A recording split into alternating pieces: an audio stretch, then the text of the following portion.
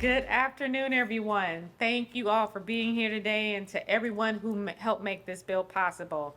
A special thank you to Alderwoman Ann Schweitzer for leading the effort to update our city's complete streets policy. I was happy to endorse this bill and I'm excited to sign it today.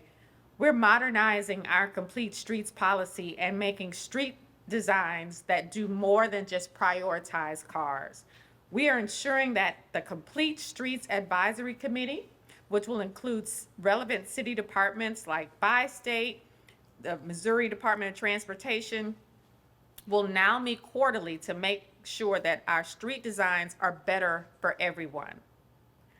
And and those meetings will now be open to the public and include public comment so that everyone's voices can be heard. Streets in St. Louis should be welcoming to everyone, no matter how they choose to get around. So when we upgrade our transportation infrastructure, we have to make sure that the designs are people friendly. Updating our complete streets legislation helps us achieve that goal. And for the same reason, we're also developing the city's first comprehensive transportation and mobility plan in decades. The Transportation and Mobility Plan will establish the city's vision and values for transportation and will allow St. Louis to move towards national policy best practices that make sense for our community. The plan will also help us make the best possible strategic investments so that moving around St. Louis for jobs, education, and entertainment becomes easier, safer, and more enjoyable. We also just launched our new webpage called Friendly Streets, which makes it easier for the public to find information and stay updated on the large amount of significant transportation infrastructure projects that are planned and funded in the city. We're spending more than $300 million in transportation infrastructure in St. Louis between 2024 and 2027. That includes redesigning 30 miles of our major arterial streets like Kings Highway, Grand, Jefferson, Union, and Goodfellow, which we are repaving and making safer for everybody, but also the Brickline Greenway and several new bike paths like the Tower Grove Connector and the 20th Street Cycle Track. And we're addressing 10 of our most dangerous intersections to make them safer as well. The through line is that we want our streets to be safe and pleasant parts of our neighborhood. We want them to be pedestrian friendly, bike friendly, disability friendly, driver friendly, and most importantly, neighborhood friendly. And this complete streets legislation is an important step towards making our streets and our surrounding infrastructure more people friendly. So let's sign this bill. Thank you all for coming, and God bless.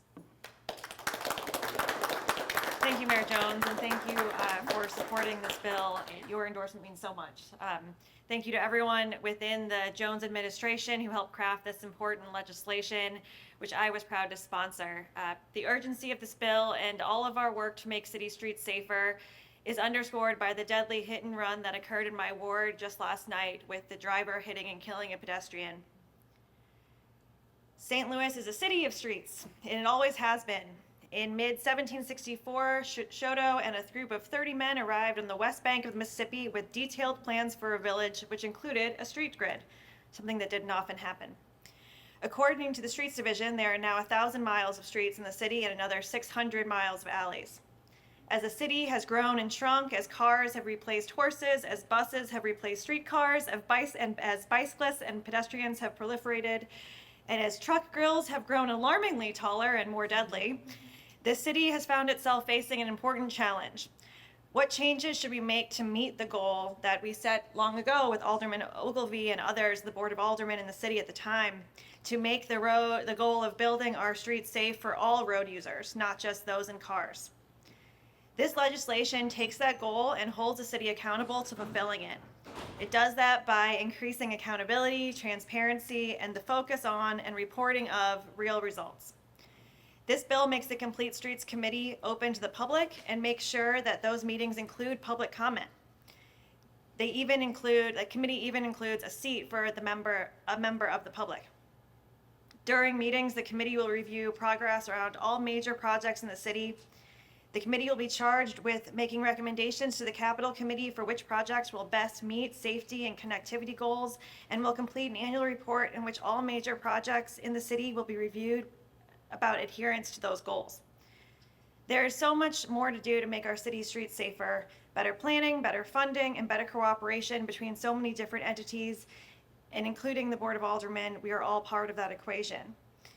I want to close by again thanking Mayor Jones for her support, and to thank some of the advocacy organizations that have been crucial along the way, including Smart Growth America, American Heart Association, the American Cancer Society, Transform 314, TrailNet, the Community Mobility Committee, and so many others who participated. Members of the Board of Aldermen, co-sponsors, some of which are here today: Alderman Keys, Alderman Velasquez, Alderman Browning. Alderman Browning was especially helpful in crafting this legislation. And I'd also want to make sure to thank Caitlin Smith and Christian Bishop, our wonderful legislative assistants who I think put in just the lion's share of the work. So thank you. And it was sometimes as bumpy as Broadway, and we're working on that. But passing this legislation proves that we can have hard conversations about where we are at with our streets and where we want to go, and that we are willing to have those conversations not just in public, but with the public fully engaged. I'm excited to see what we can accomplish next. Thank you. Thank you.